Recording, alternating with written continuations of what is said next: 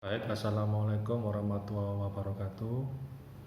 Jumpa kembali dengan saya, Angga Teguh Prastyo. Kali ini kita akan membahas 7 sasaran observasi ketika kita berada di lapangan. 7 sasaran yang harus ditulis dalam laporan observasi ketika kita berada di sekolah atau madrasah atau lembaga pendidikan lainnya seperti pesantren. Nah, ketika bisa menulis 7 sasaran ini, maka skripsi atau tesisnya akan lebih ciamik, ya, akan lebih wow begitu ya. Baik, apa saja 7 sasaran observasi itu? Yang pertama yang sering kali gampang ditulis adalah terkait dengan space, ruangan ya, dalam arti fisik ya. Deskripsikanlah ruangan-ruangan, ruang kelas, ruang pertemuan yang terkait dengan konteks penelitian yang diteliti. Kalau kemudian penelitiannya terkait dengan pembelajaran, berarti deskripsi ruang kelasnya harus detail ya. Karena ini berkaitan dengan setting sosialnya. Kalau berkaitan dengan kepemimpinan, misalnya dengan penelitian MPI, deskripsikanlah ruang kerja para guru, ruang kerja para kepala sekolah. Karena ruang ini terkait juga dengan lingkungan. Yang kedua, yang sangat penting untuk ditulis dalam observasi di lapangan adalah terkait dengan aktor ya. Semua orang yang terlibat dalam konteks penelitian dan relevan dengan rumusan masalah diobservasi ya. Kadang-kadang kita bingung membedakan itu antara peran dan fungsi ya. Peran dan fungsi seseorang ya. Jadi kalau fungsi itu terkait dengan tugas yang dilaksanakan oleh seseorang itu, sedangkan peran adalah jabatan yang diemban. Nah, misalnya begini, kepala sekolah sebagai mediator dalam penanganan konflik guru di sekolah.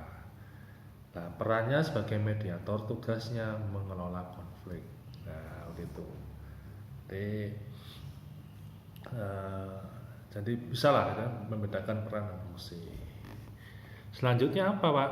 Selanjutnya yang diobservasi setelah space, kedua aktor, ketiga Pak objek dan gitu. Semerangkat kegiatan-kegiatan yang dilaksanakan di sekolah itu, kegiatan pembelajaran, kegiatan pengembangan SDM, kegiatan pengarahan, perencanaan, pelaksanaan dan sebagainya. Nah, ini kegiatan-kegiatan yang bersifat baik formal maupun non formal yang relevan dengan penelitian kalian. Selanjutnya apalagi Pak? Setelah space, aktor, objek, perilaku atau tindakan ya. Tindakan dari para guru dalam mengajar, tindakan kepala sekolah dalam mengelola sekolah itu, tindakan supervisor atau pengawas sekolah dalam mengawasi sekolah, jalannya sekolah, tindakan dari komite madrasah sebagai mitra pengembangan mutu di sekolah, tindakan-tindakan para aktor tadi. Selanjutnya apa? Selanjutnya event. Nah, event ini aktivitas-aktivitas yang dikerjakan, peristiwa yang terjadi di sekolah itu. Ini yang terkait dengan event PHBI. PHBI itu apa? Peringatan Hari Besar Umat Islam, atau event-event olimpiade dan sebagainya yang bisa dilakukan observasi. Selanjutnya apa? Yang kelima space, aktor, objek, event. Ketujuh time, urutan kegiatan ya. Urutan kegiatan. Jadi ini terkait pula dengan keabsahan data dalam penelitian gitu kan. Jadi apakah konsisten data yang diberikan dari awal sampai akhir. Nah, seperti itu ya, terkait dengan tim series ya, urutan kegiatan hari Senin, hari Selasa, hari Rabu dan sebagainya. Yang ketujuh apa? Goal dan feeling, tujuan dan emosi yang dirasakan. Jadi tujuan goal itu tujuan dari observasi ini harus sesuai dengan tujuan yang digagas ya. Observasi mendeskripsikan misi dan visi sekolah apakah sesuai dengan kenyataan di lapangan, serta emosi yang dirasakan diekspresikan, bahasa tubuh dari guru, dari kepala sekolah, yang kemudian itu menjadi konteks di dalam penelitian yang kalian lakukan. Karena ini juga penting karena data saling memperkuat satu dengan yang lain ya. Data wawancara, observasi, dan dokumentasi. Dengan seperti itu, maka observasi bisa diandalkan sebagai salah satu kesohihan data yang diperoleh peneliti di lapangan.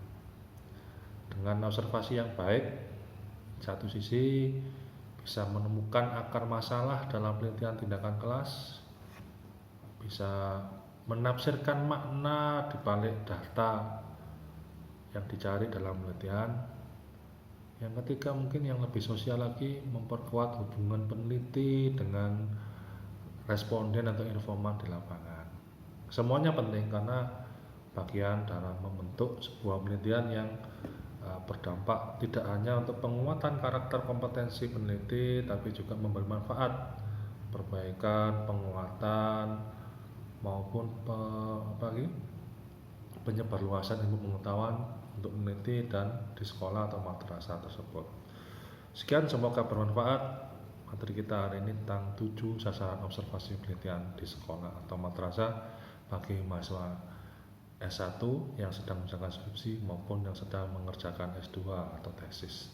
Terima kasih atas waktunya. Assalamualaikum warahmatullahi wabarakatuh.